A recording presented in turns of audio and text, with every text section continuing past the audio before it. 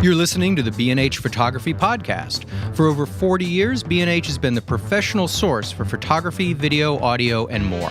For your favorite gear, news, and reviews, visit us at bnh.com or download the B&H app to your iPhone or Android device. Now here's your host, Alan Weitz. Greetings and welcome to the B&H Photography Podcast. My name is Alan Weitz, and today John Harris and I welcome to the program photographer and author Barbara Mensch. The first line of Barbara's bio claims she probes her subject matter with the curiosity and stamina of a detective. And while I bet a lot of photographers feel that way, Barbara not only has the research and images to make her case, but a box of donuts says she's not the only detective to have followed some of her subjects. We're going to get into more of that a little bit later, but for now, welcome to the show, Barbara. Thank you so much for having me. As it's a pleasure to so have many you people here. Say, yeah. Thank you. I always say it's a pleasure being had. Yeah. Barbara is a visual artist, a photographer, and as mentioned, the author of 4 books, including South Street, New York Photographs, and In the Shadow of Genius, The Brooklyn Bridge and Its Creators, which is an amazing, amazing document. Her work has been published in the New York Times, the Daily News, the Washington Post, the Eye of Photography, the Village Voice, After Image, Exposure Magazine, and many other publications, and her work has been exhibited extensively. Today, we're going to talk primarily about her Brooklyn Bridge project and the South Street Seaport work, but we may veer off. I'm going to guarantee you we're going to veer off into subjects because we're out. Okay, so welcome to my fellow landsman from the same neighborhood in Brooklyn. Yes, yes. I'm so. There's no words for me to express the joy of speaking to you, Alan. Oh my God! Not only are you a fellow Brooklynite, but you're from the same neighborhood, and that is really taking me into another place this morning. It really is. So beware of my answers to some of your questions. Well, I'll tell you, Bob, let's do this right now, okay? Let's get in the car. Let's go down Bedford Avenue. Let's go to the other side of the borough. You know what I mean? Okay. Yeah, okay. Let's talk about the Brooklyn Bridge project. Yes. And again, congrats on such an impressive book. Thank you. Pictures and everything is just amazing. Okay. Thank you. You're an artist. You're a photographer. And for many years, by the way, one of the cool things you have is that we always tell people, if you want to take pictures, you don't have to go to exotic lands. No. You can go down the street. Now, you got the Brooklyn Bridge down the street from you. You literally live in the shadow of the bridge. And you've been there for a while. Yes. How long did that trail of images take to become a book? And just give us some of the history of this one. You started taking pictures and involved into this amazing document. Yeah. Well, my answer is going to be a little bit not confusing, but complicated, because I started out drawing and painting, and in fact, I got a full scholarship to study drawing in Florence when I was of college age. However, because of a series of illnesses in my family, I came back from Florence way too early from that experience. And because my own family members, my mom and then my dad, got sick, I picked up a camera based on my very close relationship with artist and brilliant ceramic artist John Mason, who recently passed away, who lent me his camera.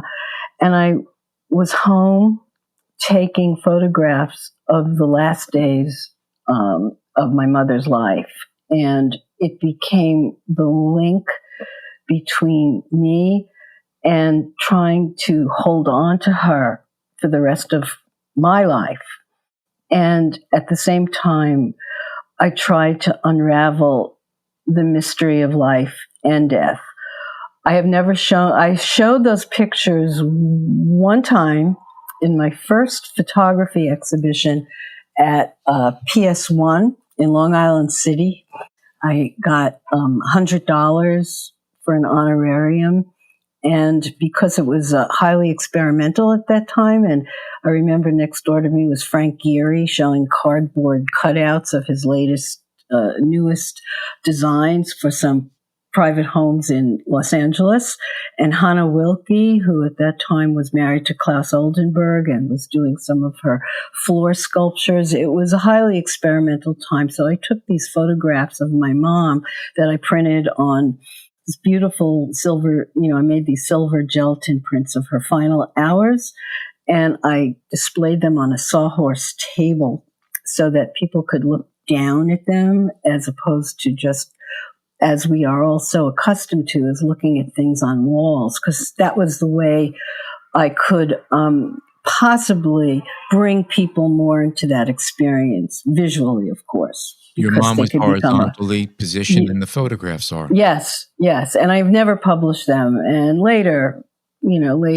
I will. But now it's a story I never told anyone except you. So, yeah. But how does this relate to the Brooklyn Bridge? Well, it does, because when I moved out of Brooklyn and into the city, I first lived in Soho, and when that became too expensive, I found my loft down next to the Brooklyn Bridge. And forevermore, that bridge, being so close to me that I could literally reach out and touch it, became a symbol, a spiritual symbol. I mean, it was impossible for anyone who was at all sensitive to their surroundings to not be aware of not only its extraordinary beauty as one gazes at it, but also because of its endurance, which is something that we can consider when we talk about weather conditions or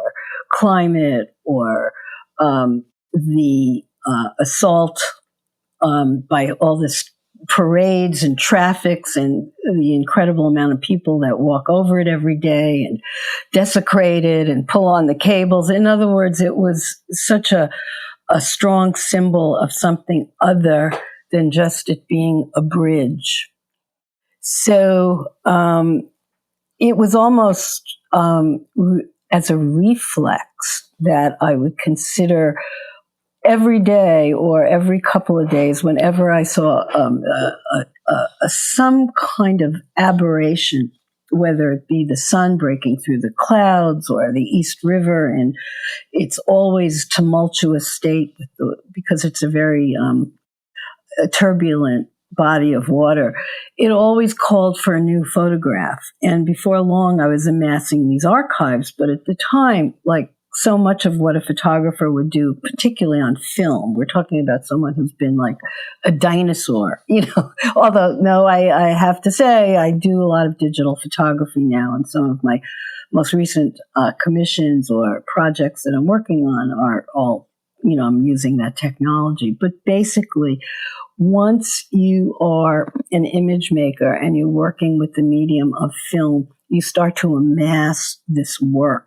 And you forget about it almost because it's not stored. It's not like, oh, I could just click it on. It's there. It's in these envelopes and you become a bit of a mad scientist because, as we all know, life is about the next day and what we can do today, what we're thinking about tomorrow. So it took many years of me documenting the Brooklyn Bridge before I even was aware that I had this body of work. And how long this is John, can you tell us more or less when you started shooting the bridge, when you moved into that apartment? Yeah. When I moved in, and I remember my brother-in-law is British. He's got a great sense of humor, like a lot of the British, the Monty Python, absurdist humor. And, the whole area by the bridge was totally derelict. And, there was all these, he used to call it Ratfari, and I would take my Rolly and go down to the bridge to make pictures. It was just filled with, and I have one of those photographs is in the bridge book, and I was pretty scared of rats and mice. And I remember one day, anyway, to answer your question, it was in 79 and 80 when I moved in. So it was at that point, immediately I started photographing on the waterfront. But I'll never forget setting up my Rolly, which I had just bought at, where did I buy it? I can't remember. But I remember a rat moving through the viewfinder. Boy, did I pack up and go home. But I don't know. I have, a couple of my notes here. So if you don't mind, I just want to finish answering your question. And that is, years later, I believe it was in 1999, or it could have been as early as 98, the construction crews moved in outside my window, and I'm on the Manhattan side, of course, and they began to work on a project to restructure the overpass roadway, which is part of the approach. And for years, I had been totally curious about the approach and the anchorage, which harbors all those shuttered windows. And just to clarify, sorry to interrupt, but that's the inside of the bridge. Yeah, the inside of the bridge, because this is where I'm going to try and answer your question. Mm-hmm. So it wasn't until I lobbied the city, it took months. I had to go to the Department of Office, Roads and Bridges, bring my portfolios, and I just harangued them in my charming way, because I think possibly I can be very charming. I finally convinced them that this needed to be documented for history.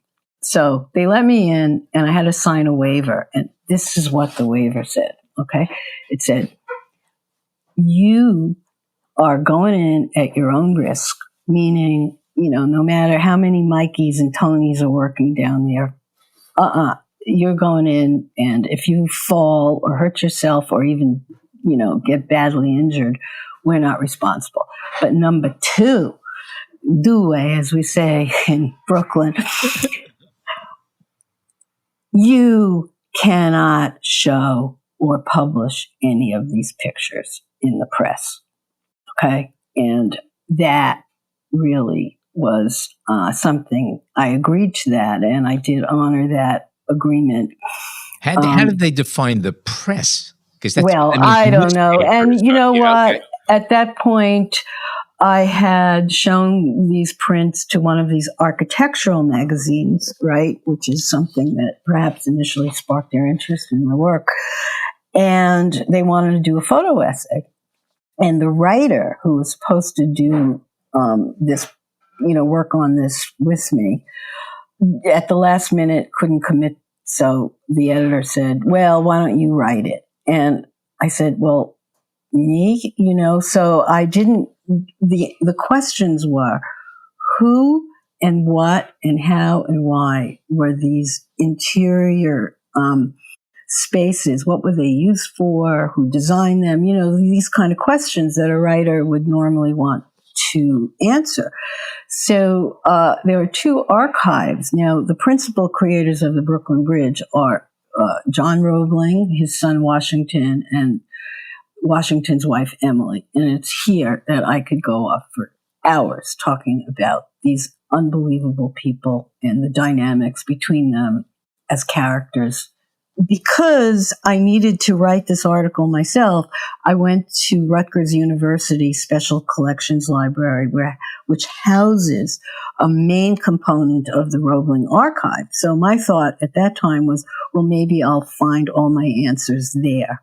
So that's where this work took an enormous turning point. So my curiosity is really from the standpoint of a photographer, and when you decided to make this something other than just a photography project, when you decided, okay, I'm going to dedicate all this time and these years into doing something really, which sounded like it was something, as a photographer, you were documenting what was in front of you.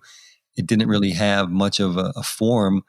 But that's right. When did you decide, other than writing this article, as you talked about, to say, okay, you know what, I'm really interested in this, and I want it to be something other than just yes. a project. It's like now you had an anchor for the story, in a sense. Yes. But this is the thing that I want everyone to listen to, okay, because I know from, so many times I've just wished I could Barbara, just go out and be a fashion photographer or an urban, God forbid. And I know I'll probably get a lot of backlash for this, but God, that's like one focus, and it should be enough for any creative person. However, what happened to me that day at the archives really became transitional, because I was allowed, before they put everything on microfilm, before the Rutgers University got this big grant. And by the way, the curator of the women's art collection and the special collections, the Roebling family collection at Rutgers, wrote the introduction to the book, was to have the opportunity to hold the pocket notebooks and drawings of the designer of the Brooklyn Bridge, John Roebling, in my hands. And that was transformational for me. Because, I just want to scream. I mean, we think in our culture, in our society, and forgive me, I'm going to go crazy talking about this, but we celebrate so many creative people for this thing and that thing. But so much of the work that's produced is, oh God, let me just say it this way. When I started looking at Mr. Roebling's drawings and the enormity of his brilliance, I felt I was in the presence of. Now, I know the title of the book is called "In the Shadow of Genius," but the question of genius and what is work, as my mentor Bruce Davidson would say, staying power. I mean, he'd always use this word. It's got to have staying power. Staying power. Staying power. What is staying power? It's when the mind has this residual ability to retain information, whether it be visual or verbal, that resonates within you for the rest of your life. And that's the great question that really started to. Well, it didn't start then, because my whole life in my drawings and my own ability to uncover my own truths, it kind of bubbled up to a boiling point, based on everything that we take in every day, particularly in New York, in the art and cultural world. And how did you keep the photos at the forefront of the book when you're doing all this? I mean, or how did you decide then to form the book around the images as opposed to Okay, that's a very good question. Well, here's what happened. Well, without getting into all the twists and turns and how this book, the stopping, the starting, the interruptions, what happened really was I became so enthralled in the individual stories of the main characters, particularly in the last several decades. There was the new information that was not available to David McCullough when he did his book about the building of the Brooklyn Bridge. It was the private memoirs of the son that were donated to Rutgers, to the Special Collections Library sometime in the late 70s by, I think it was the second wife of the son, or I don't know, I'd have to look that up. My mind is like a computer. But the point is they were donated, and they were successfully translated and transcribed by this author and engineer, Don Sayanga, who passed away. And because he published this arm of Washington Roebling's information, that I really started to get not only more facts, but an insight into who these people were and what were the locations, the places, the events in all of their lives that I could translate visually. And without having the opportunity to research and spend so much time, which took me away from my photography, to understand their lives, to recognize and identify all these locations like Gettysburg, then I could never have done this series of photographs, because each, as I presented it as a personal journey, each groupings of photographs have to do with a different character in the book. I knew I had to do this because unless I had to read everything that was ever written about the Brooklyn Bridge, like including historical treatises by Hegel and what happened in German history in the Holy Roman Empire. And I mean, did you ever lose the sense that this was a photography book? Did you ever? No, it was a challenge though, but there was no way on earth that just a photo book could ever tell the story. I noticed that that's a question that you were thinking about asking me. But what the research did was allow me to amass these photographs that normally I would never have done. For example, going to Gettysburg. Okay.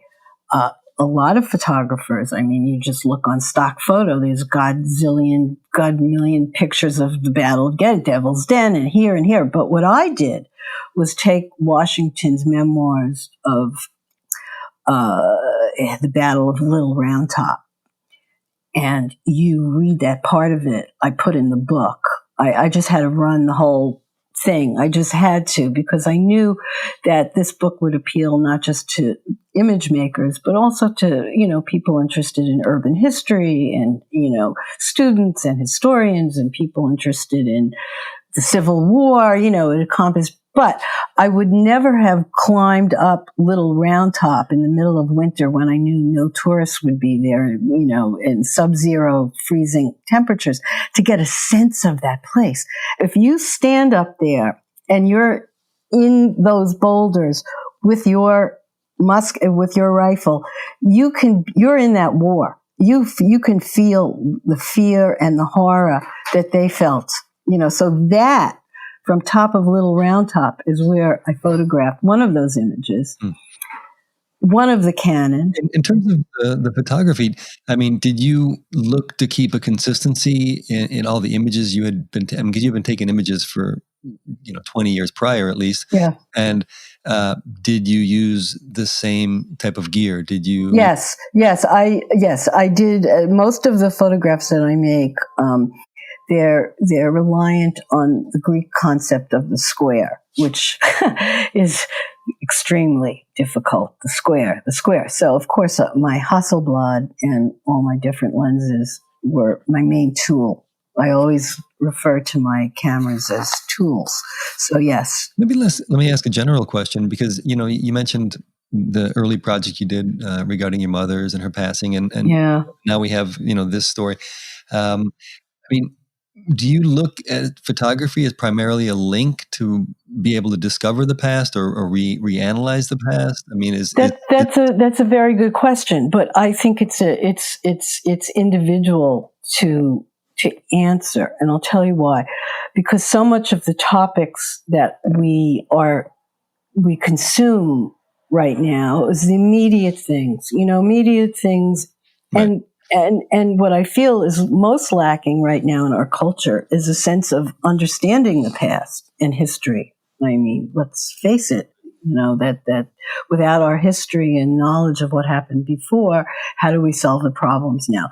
So yes, I feel very much that I consider myself a photographer who's extremely interested in translating history the best way I can through my pictures. It also seems that, like, not even with the Brooklyn Bridge work, but in a lot of your work, your street images, that there's kind of a timelessness to it. I mean, yes, thank you. I think particularly of that great image of the police officer kind of who's lost in the fog. Kleber's murder. Oh, it's right out of the Frank Capra movie. Right. What was it? A lot of, do you look for images that seem to have this kind of timeliness, or is that just kind of a product? Well, I'll tell you a couple of funny stories about some of these, these photographers and these. All right, I'm on a podcast, so I'll tame myself. They would call me. And say, "Where did you take such and such a picture?" Or "How did you get that?" I swear to God, I get these phone calls from these people, the audacity, like, what, you can't figure it out yourself, you idiot? Like, the thing about being alive and being a curious person and being a sensitive, aware person, that the visuals, as you said very astutely when we first started speaking in this podcast, it's all around you. And I, particularly being a New Yorker, have understood the ebb and flow of communities, of the changes in the ethnicity of one borough to the next, or one neighborhood to the next. In the case of Brooklyn, it's one block to the next. One block to the next, Seriously, exactly. Even in Manhattan. and the characteristics, the underlying, this is a good word, the gestalt, the feeling, the understanding, the thrust of what the street can be to you has to do with your reaction based on your own interests in what sparks your curiosity. So, for example, one of the things we all share, being New Yorkers, is our industrial past, and that, of course, many photographers have flocked to Greenpoint and all these places to photograph the same, subject matter. But it's the subtle stuff. It's like understanding that the small business in places like Greenpoint, you had a sign. One guy is a notary, and then the same person is not only a notary, but he's a car mechanic. He has like these 3 signs on these 3 different buildings, or signage itself, and how it can reflect the passing of time, or the incongruity of a neighborhood. So I don't consider myself a street photographer. There's just too much of that around anyway. But I do feel that photographing on the street and having that reflect some kind of history or dynamic that was present, or in the case of now, not there anymore, is part of my work, but it's things that feel palpable to me. I interpret you as a documentarian more than anything else, if that's the right word to use. Well, you can use whatever word you want. I don't care. Just as long as I'm talking to you. But no, there's a wonderful consistency also about your work. And one of the things I just had to mention is that I when I go out with the camera, I agonize about what lens am I going to be using, because I have a lot of different lenses. I don't like carrying a lot of stuff with me, so I agonize over it. And then I'm looking at your work. And for the most part, a lot of your work was taken with one camera with a fixed lens. Right. And That's right. You got so many different types of imagery in there that it's a wonderful, as a discipline, I think it's amazing that you have such a wide body of work that's captured with tools, and I use the same word as you do. I agree that there are tools that limit you to a point where, okay, now this is what I'm working with. Now it's a matter of taking pictures. And I was no longer even aware of like focal lengths. It didn't matter, because the one lens you had, which was essentially a normal lens, you made it work for you and capture things that a lot of people would agonize over. It's not the right lens. No, it's how you compose it, and how you capture it. And you did it. Well, thanks, Alan. But my one and only class that I taught at the ICP was called Photography and Fine Art, The Crucial Link. And all I wanted to do was instill in these students the idea that photography is it's the last link, the last part of understanding the dynamics and being a visual artist. So you can call me a documentarian, what you can call me whatever you want. But basically, I remember when I joined my gallery, of which I was there for 13 years, the husband of the gallery owner, who helped make decisions as to whom they were going to represent, said to me, Barbara, all of our photographers in this gallery are really good, but you're different. You're an artist, and they are not. And that really, that I remember. For 13 years, I remembered that, hanging on to that. What do you think? What is the difference then? How would you define the difference between an artist and a because I am capable of doing different bodies of work, of different ways of seeing the world, of, for example, both my Brooklyn Bridge book and my South Street book are a combination of oral history. South Street is language, photography and language, because the vernacular on the street had to be a part of that story. But I have other projects. For example, some of my, I remember I did my first gallery exhibition at the Foster Goldstrom Gallery at 560 Broadway. I remember that. And it was called Startling Developments. And it was tracking my son's birth up until he was 6 years old. And it was very much based on Jean Piaget, who was this child psychologist who talked about how we, as human beings, how we grow and develop in those first early months and years. And that lays the footprint for the rest of our lives in terms of how we develop our personality. So it was all these serial images, black and white, no language, except when my son was old enough to talk, I would interview him a little bit.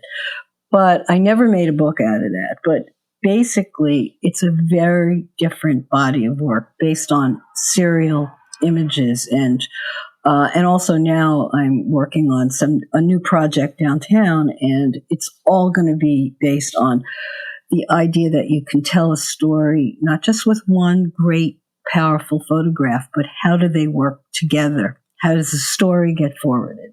So in that way, I am not just a photographer. Okay, we're going to take a short break, and we come back with Barbara Mensch. We're going to talk about her South Street Seaport series. Stay tuned.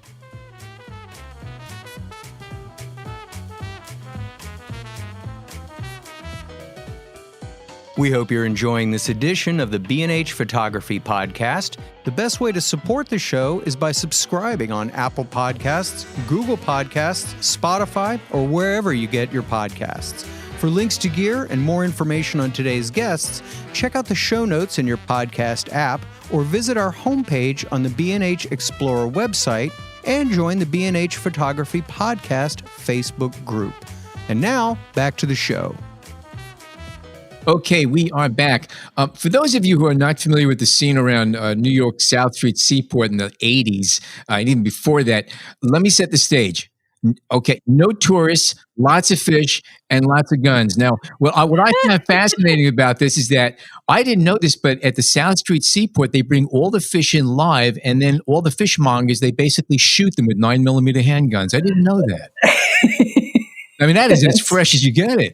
All right. I've never seen so many pickaxes and handguns on my set. No. Well, I can guarantee you didn't see one friggin' handgun. All right. But I did. Tell us about this, because you're in an interesting environment there. I mean, let's face it. I used to go down there a lot. Unfortunately, I didn't photograph too much. Really? Yeah, because you would have gotten your friggin' camera broken and your face punched. Yeah, and I'm a wuss. I don't look for that kind of stuff. Yeah. I know. I know. But I mean, I'm looking at these photographs, and it had to take you a while for them to get used to you, to accept you, because this is a very tight, close society, and you don't mess around there. Yes. Do you want me to answer that or respond to what you're saying? Only if you don't get hurt or threatened by doing so. No. Here, I noticed. Okay, but here's the thing about the Waterfront Project. Okay, now it is true that I've published one book right out of high school, pretty much. I mean, that was my first project that I did. And then I did a second one in 2005. It was published in 2007 and then went to paperback in 2009, of which those are pretty much sold out. So they're gone. A lot of years have passed. And one of the things I'm doing now, besides this new project downtown, was that because of that, I was forced or compelled to visit my early work. And I don't know about you as a photographer, but lots of times, as a young person, working on your theses or PhD or anything for the first time, lots of times we don't pay attention to our early work. And going back in time and revisiting a lot of I missed so many pictures. It was like I didn't, it was amazing to me what I considered edited out material was so important. In fact, more important to look at now than ever before. This project it'll always be my most important project, period, the end, no matter what I do in the future, whatever books I publish, or possibly even movies that could get made. I don't care. It was because I learned so much about survival from these men. And on the same time, what I really want to address now is their sense of morality and what character meant to them versus what we have now going on in our culture, in our politics, in our society. So as a result, I've been making these phone calls recently to try and get in touch with people who gave me their blessings to stay on that street, because no one had ever published a book about the waterfront before. Yes, Gordon Parks, Berenice Abbott, they came down for one day. I mean, I love them and God bless them, but nobody stayed on that street for 5 years. There's a depth to your photographs. And Yeah, no, I mean, from the little I've walked by there, yeah. it's just amazing. It really is. There are things I've seen that just blew me away.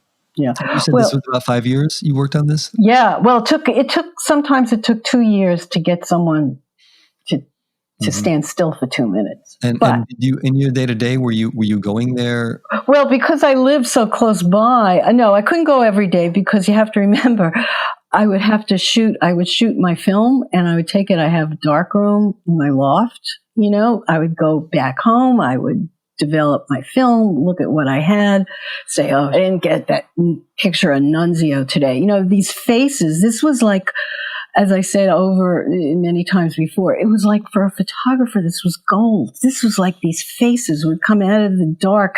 Did you present images to these guys at one point and say, hey, this is what I'm working on? And was there that kind of interaction? No, it went more than that. And I know this is going to go out, but the point is that you couldn't stay on that street unless the big shots knew what you were doing.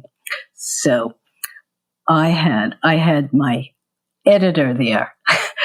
And I'm saying that the way it was agreed that nothing would go out into the world unless, Mr. So-and-so said yes. Right.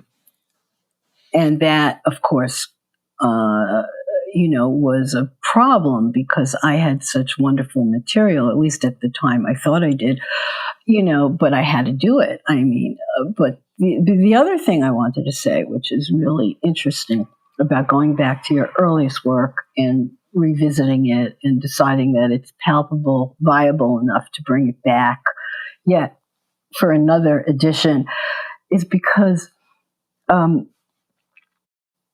when I did that project, maybe it's true of being younger or not at that time as yet being a mom, which I proudly am, of a beautiful son, but it had more to do with the zeal.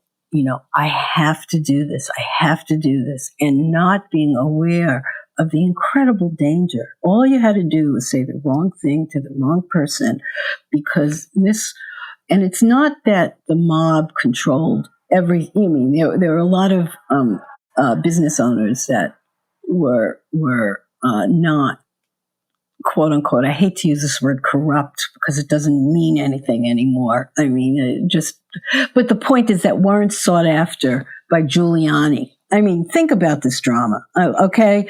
I mean, this is what I'm dealing with now. I'm going back into my notes, these old, oral histories that I had to write up by people who are fearful and everything. And you look at the cast of characters. Who's the real criminals now? I mean, my God, look at what we're dealing with. So I really feel that looking at these faces and these portraits of people who survived on the street making an extra $10, $15 a week, for their parking on city streets or whatever, is petty compared to what is going on today. And, or in contradiction to that, I was also dealing with very dangerous people who had enormous capacity to hurt.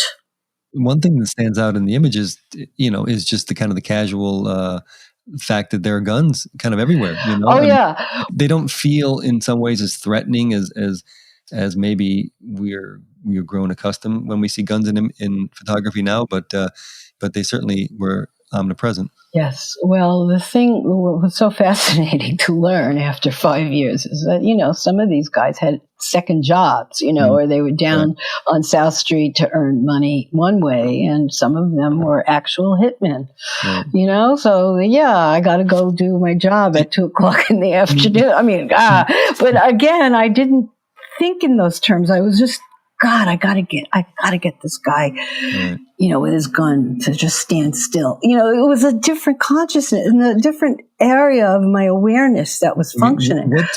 What tools as a person? I mean, did you use then to kind of get the images you want and stay safe and persistence, perseverance, and the ability to share with them some of my most wonderful prized photography books at the time. And for example, one of the photographers who I like so many brilliant artists that go unnoticed or unidentified.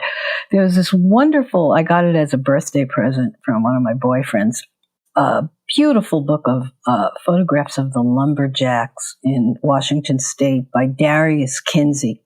And if you look on any auction website or any, he's totally forgotten. I mean, the man had the most gorgeous images, these group photos of these lumber, people who worked at that time, back in the, the early 1900s in these forests. I mean, they weren't knocking down redwood trees, but the point is, it was the honor of work and the nobility in work. And that is what I wanted to bring to these men. It was just to give them a sense of self-respect, because a lot of these people, and this is characteristic of workers who went to the waterfront, were always, and I remember as a kid reading this Eugene O'Neill play, The Hairy Ape, it was always a place where people with prison records, or they were undereducated, or in terms of Italianism, Italians as an ethnic group never really celebrated education. It was more, I'm sorry, Andrew Cuomo, I'm not addressing you. I'm just saying in general. It was about vocation. Yeah, exactly. It was on it. So because I was so drawn to their work, to the imagery of work and the nobility in the work and the simple work, and particularly when they allowed me to start photographing the unloaders, which is where a lot of the stealing went on. That was when a lot of the graft happened that time of night. So when the boss said it was okay, that turned out to be amazing, because that was like wandering around that empty waterfront, deserted waterfront. I think it's important to note that all of this activity happened in the wee hours of the night. This was an overnight thing. This is not a 9 to 5 thing. So when you were out there, that's when the rest of the world, we're all sleeping. This is an overnight thing.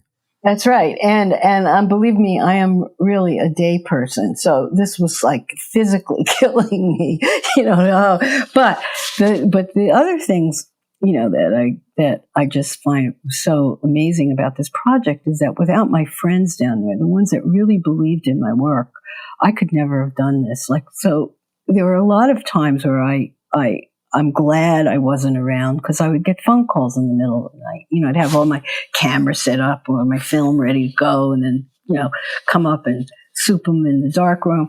And, Barbara, you're not coming down tonight. Go back to sleep, or something like that, where, you want to sleep in.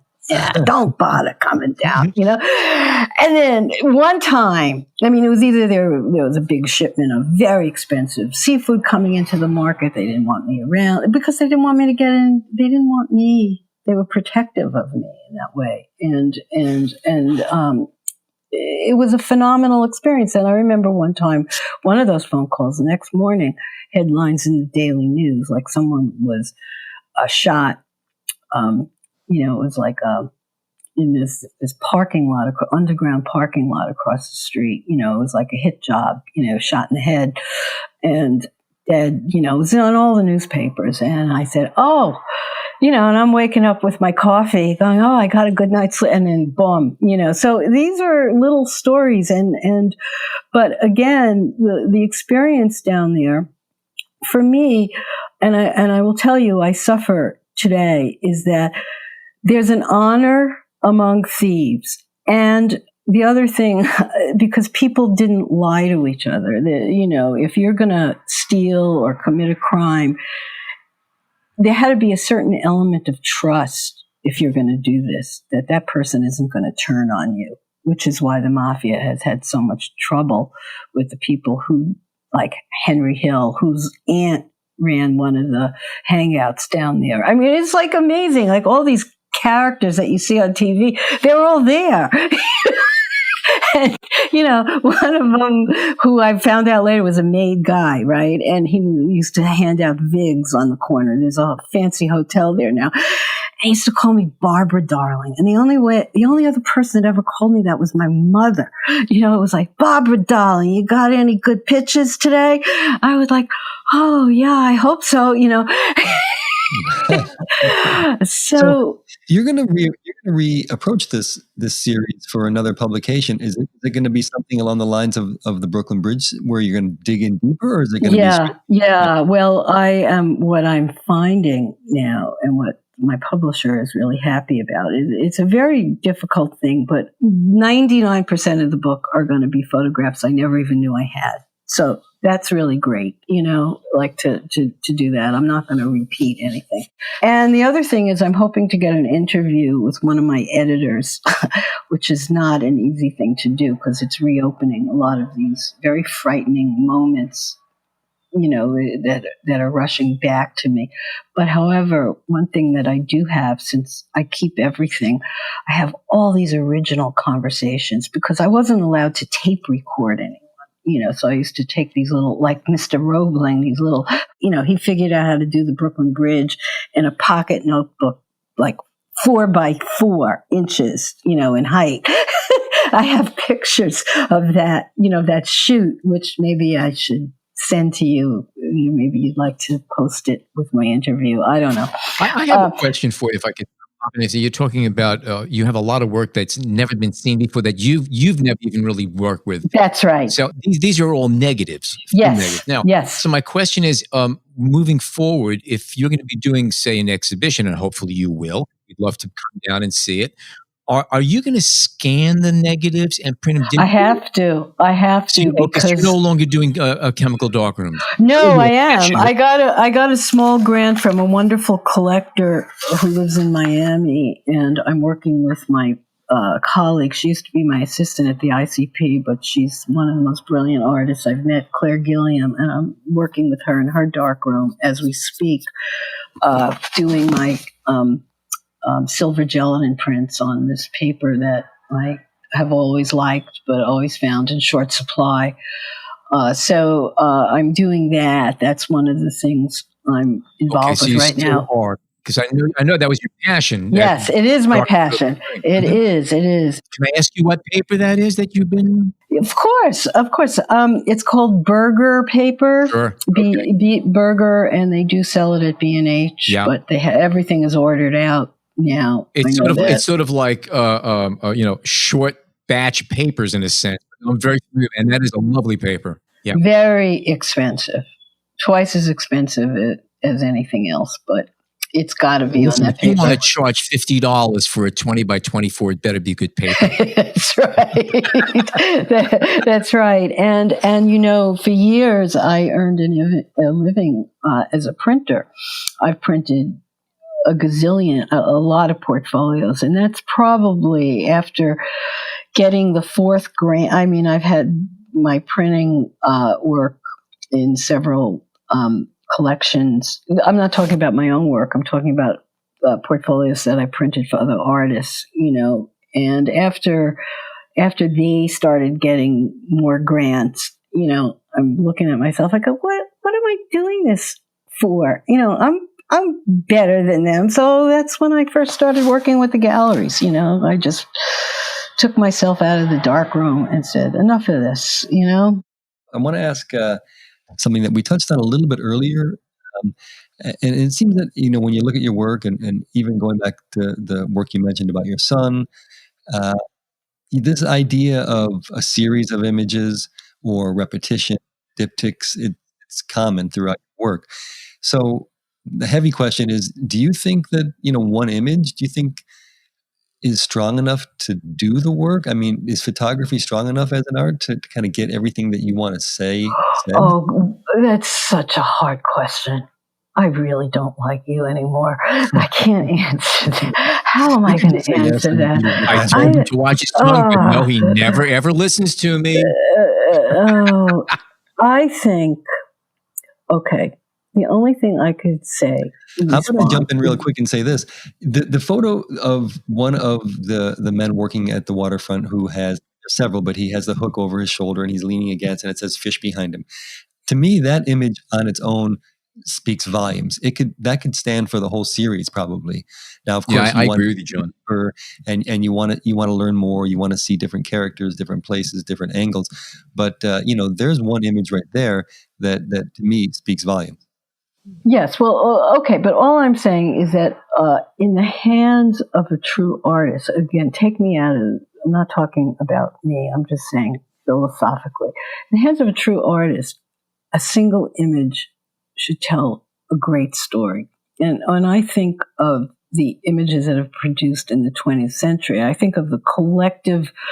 You may disagree with me, but I think I just remember the Eddie Adams photograph of the man shooting the young guy in the head in Vietnam became like the seminal image that somehow reflected something of the 20th century. However, there are times when groups of images, as used somewhat conceptually, are also telling a story. So you have one photograph informs the other and the other and the other. So I see in the unconscious of my own mind different forces at work, depending on the project, how I see things. That's what I'm saying. And I think the problem we have now, which has been going on for a long time, and particularly in the photo world, I remember this from my old dealer, everyone has to be pigeonholed. Oh, you're an urban photographer, or you're a fashion photographer, or you do this. Think about the collective, what lies in our creative souls. Is that really true? And I remember with my classes, I would take these photographers and we would go drawing. And they would be I would take them to the Met, and one of the best places to go is to the Assyrian wing, which has very linear relief statues, very interesting and captivating to draw because it's all linear imagery. And I would see these people open up for the first time and say, yes, I think I understand. There is a relationship between this and what I'm shooting through the camera. And it's the relationships that human beings, we have a long history of being creative. And it comes from storytelling. And that storytelling can take many different forms. Some people use language, some people use visual imagery, some people paint, some people take photography. But all I'm saying is that what I want to bring to this conversation is that the challenge for me was to unconsciously take each project and tell that story as a separate entity. So when I do my book of 25 years of wandering New York, I'm not writing about it. I'm just putting the pictures out there and hope to have some wonderful person, say something about it, and that's it. I dream of that. Okay, we have to do a wrap of another episode, and obviously we could talk forever here. There's a lot to discuss. In the meantime, Barbara, if people want to catch up with more of your work, where do you recommend they go? Okay, well, two places. Number one, it's www.menschphoto.com. right?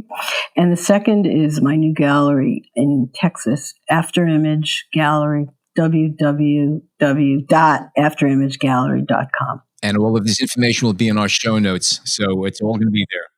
Okay. Sounds great. And again, thank you so much, everybody. It was a pleasure talking to the guys this morning. I felt so at home. I felt like, If you are not a subscriber to the B&H Photography Podcast, there's no reason why you have to just sit there and just sulk about the whole thing. Go over to wherever you get your podcast and type in B+H Photography Podcast in there, and boom, you are going to be part of our family. In fact, a special offer this week, if you do it in the next 5 days, okay, John Harris will personally call you and let you know that the show went live. Okay, that's it. That's if you heard that from here. In the meantime, you can also find us on the B&H Explorer website and on the B&H Photography Podcast Facebook group page. For now and forever, my name is Alan Weitz, and on behalf of John Harris and Jason Tables, thank you so much for tuning in today.